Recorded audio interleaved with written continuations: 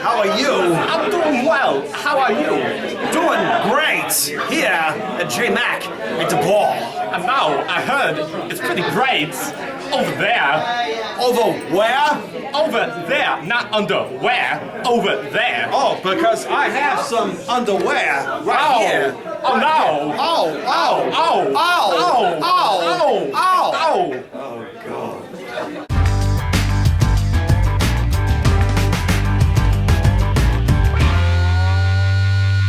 So I do that, and at the end of the session, it's like, you want him to do his signature like Hadouken? Well, it's like, yeah, go for it. So they're like, Hadouken! It's like, oh my God, that's so cool. I go home, when I come back for the second time, they go, the animators said, great, but they animated Shoryuken.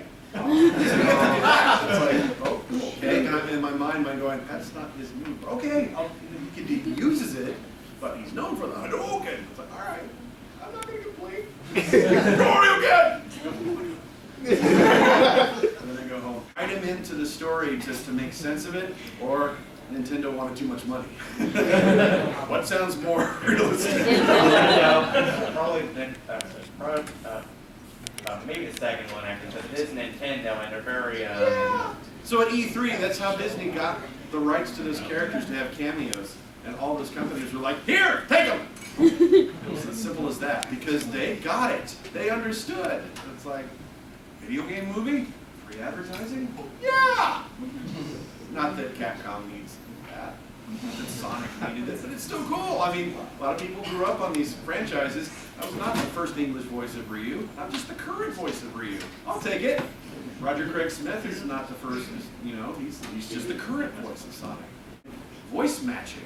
That's another section of voice work, which is really fun. So voice matching is when you can pull off that whole, I do impressions! Now, I don't know that people can really make a living doing that. That's why when people ask about being a voice actor, we say be an actor first. Because impressions are great for parties. They're not going to get you work. It's like, hey, that role's cast. Why would we hire someone who does a great Homer Simpson? We got Homer Simpson. So that's why we have to have someone who can bring something original to the table. Someone who's really good with really good acting chops, who has something to bring to it. So that's why we always stress to people who want to do any kind of acting, get acting training. It's great that you're a fan of cartoons and stuff. That's not enough. I grew up a fan. The reason I'm a voice actor is because of cartoons and anime and everything. But I couldn't rest on those laurels alone. And yeah, you do have to have some raw talent. I mean, everyone who wants to be a voice actor or an actor or whatever, they're not necessarily going to be cut out for it. But kudos to you for trying. You know, at least going out there and saying, all right, I'm going to take some classes and I'm going to see if I'm cut out for it. And if you're not, don't chop it up as a failure, because chances are you're going to learn something about yourself. You're going to take that experience and get something positive out of it. Maybe you'll be training at an acting class and go in a different direction and decide that directing is more interesting to you, or writing, or audio or video editing. A lot of voice actors kind of are like a jack of all trades nowadays because of technology. You have to be able to record your auditions at home. You have to have some sort of mobile setup. Like when I come to places like this, in my hotel I have a little mic that can plug directly into my iPhone, and I can get fairly studio quality, and record auditions from here if I have to. You have to be on it's kind of like you're on call. So your agent or a studio will send you auditions, you have to be able to record the auditions, right? But how do you know if you're doing the right take? Well, if you have any sort of acting training, you'll be able to read these scripts and determine what the writer's intent is and all that stuff. Self-directing is a skill that you have to have if you're an actor. Improv is a skill you have to have as an actor. Good reading skills. I mean, you have to just be able to, cold reading skills. You know what I mean by cold read? You know, you should read it and regurgitate. Great that voice acting doesn't require memorization of lines. I hate trying to memorize lines. I suck at it. That's why I didn't. I wasn't a theater actor before doing voice work because I knew I struggled with it.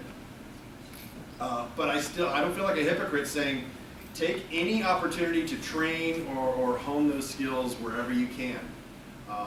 Even beyond fan dubs, even though it's not professional work experience, I wouldn't put it on a resume. It's still, you know, using the tool of your trade, as it were, to, you know, get exercise and become comfortable with your voice and do all that. Go out there and network. Use the internet to your advantage. Meet people. A lot of Flash animators are, this is the YouTube generation, you know, user-generated content. People are out there making their ways with their own content, and you know, animators are getting out there with huge followings, lots of clicks and ad-supported revenue and this, that, and the other. They're just doing it themselves instead of, you know, back in when I was growing up, there was no internet. Back when I wanted to be a DJ, you had to go and you had to apply for a license to be on the radio. And then years before that, you had to take a test to even qualify for the license. Later in the years, you could just apply and they would just give it to you. But still, a step that you don't need. Now, you could have a podcast. You can have a radio show that broadcasts the world. Broadcast is not really actually what it is, but you know what I mean. The signal's going out there for the world to see, are here on demand. So, exciting times. I think it's a lot of fun. This year is not right. This year is cruel. Cancer needs to get cancer. You don't take away Lemmy from Motorhead, David Bowie, and the current voice of Bugs Bunny, really? And Sylvester? Ah! Not fair. And you know a voice actor is going, oh, dead, huh?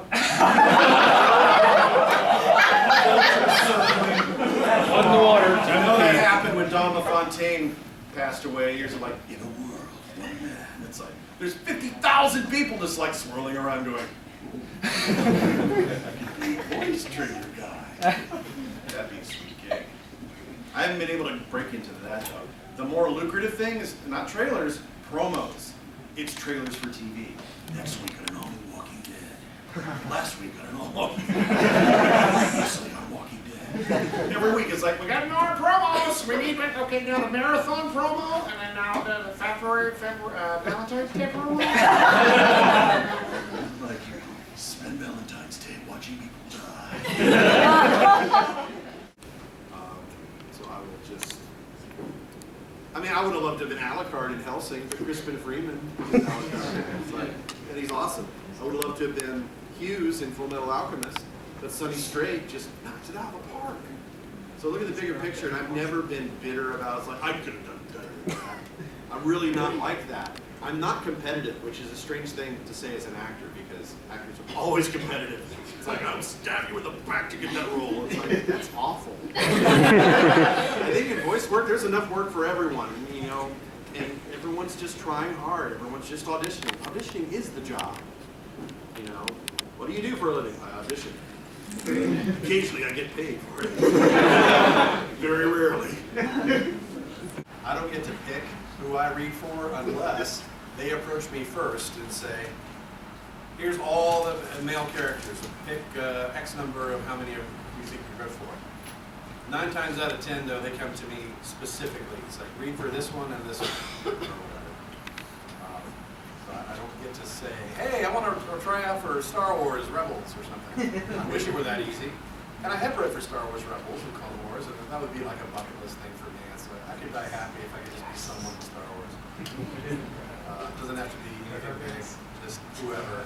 I can be like, you rebel scum. You know, I want to be that guy. And then I'll have another Kermit flail moment. Traitor! Yes. I have the traitor toes. I bought a Poe Dameron, jacket. Genuine leather, like $200. It keeps you warm. It's nice. Can I put it on? Welcome to the fashion show. It's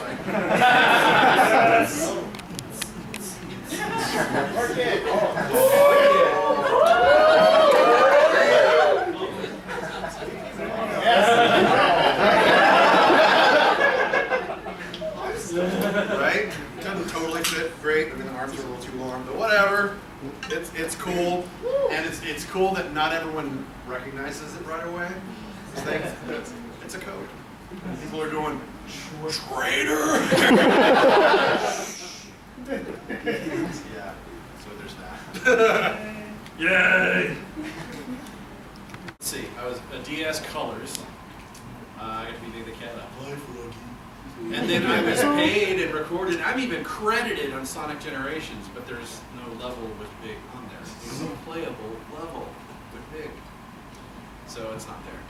But the thing that always impressed me was Big was always before me, always voiced by Duke Nukem, John St. John. I've got balls of steel. And he hated Big the Cat. He said, here, and he gave me the official Sega plushie for him. It's like, good riddance. Because he's like the Jar Jar Binks of Sonic, right? Yeah. It's like, I'll take it. The check's clear. I'd love to have a Sure You Can cat. Sure you can as Big the Cat. Oh my God. Wow. Yes. All right. Or Hadoken. Or Hadoken. Whichever works. Froggy, I'm gonna kick your butt. Hadoken. Sure you can. Dude sounds high. Dude's like a poster boy for Cheech and Chong. Medical marijuana.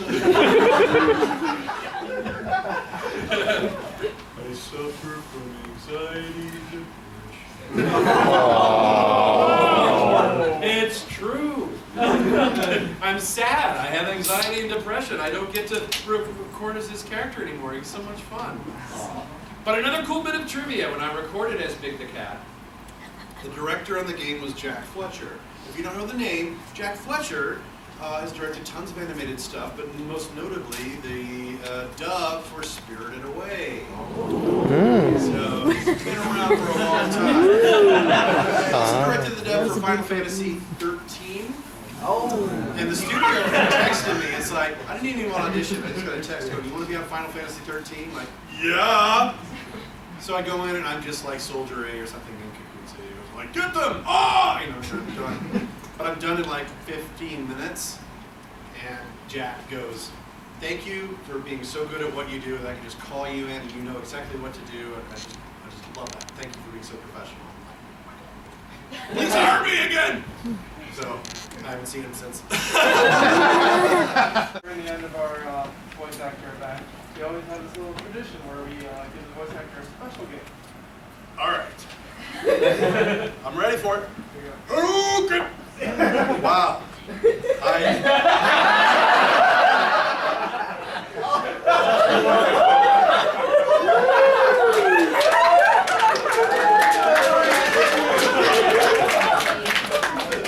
I'm honored.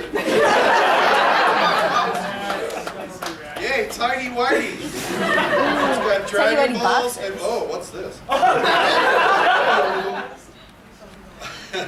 JMAC.